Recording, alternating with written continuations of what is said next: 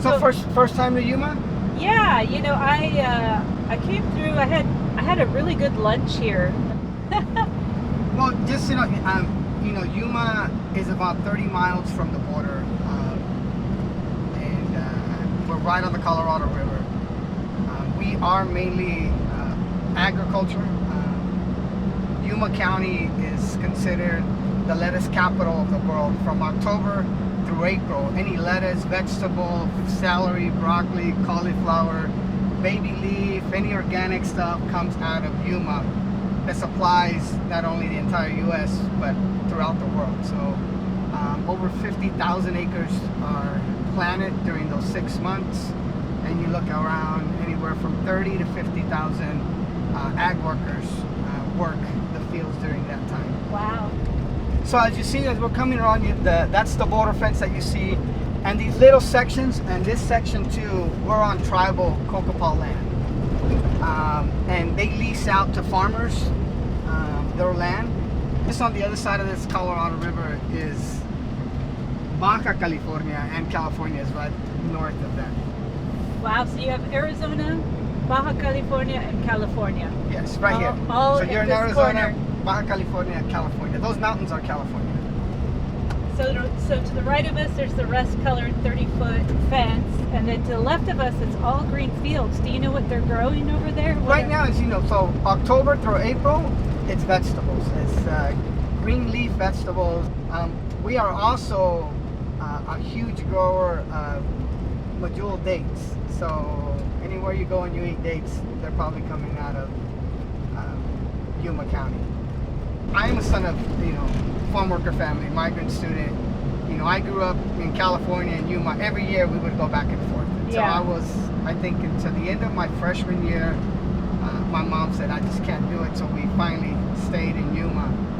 But we would go back and forth. I'd start off my school year here, end over there. I'll start out school year there, end over here. So it was a way of life for us. What was it like working in the fields, and what kind of produce did you pick typically? We would come down here and do, lettuce, watermelon, cantaloupe, and then when we would go to California, it would be grapes, tomatoes, and that was our, to this day I don't eat raisins because that's what we used to do. We used to do the table raisins. Brothers would cut them up, they throw it on the table of the paper, and then I would spread it out, clean it out, and I just keep doing it. So you do turn the grapes into raisins. Turn the grapes into raisins. So you've had enough raisins to last you the rest of your life. I don't need raisins. Yeah. But I tell people, to me, now that I look back, I was with my family.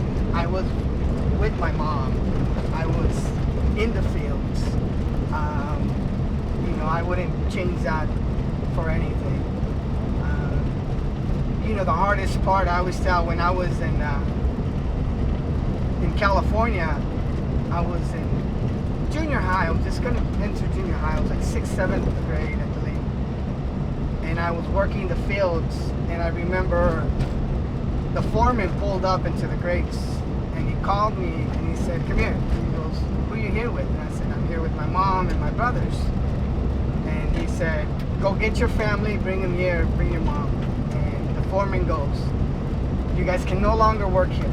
If this kid is not in summer school, and you can't show me that he's in summer school, you cannot work here." So, of course, the next day, my mom took me to school and said, I need to enroll my kid for summer school. And I still remember this day, when the teacher walks around, he goes, "Why are you here today?" And I'm like, "I'm here for my family." But that foreman changed my life, because he said, wow, he basically said, "You're here, get an education. Your opportunity goes by fast." And that same foreman came to my high school graduation, went to my college graduation from the University of Arizona, just to show him that little push that he gave me made all the difference in my life.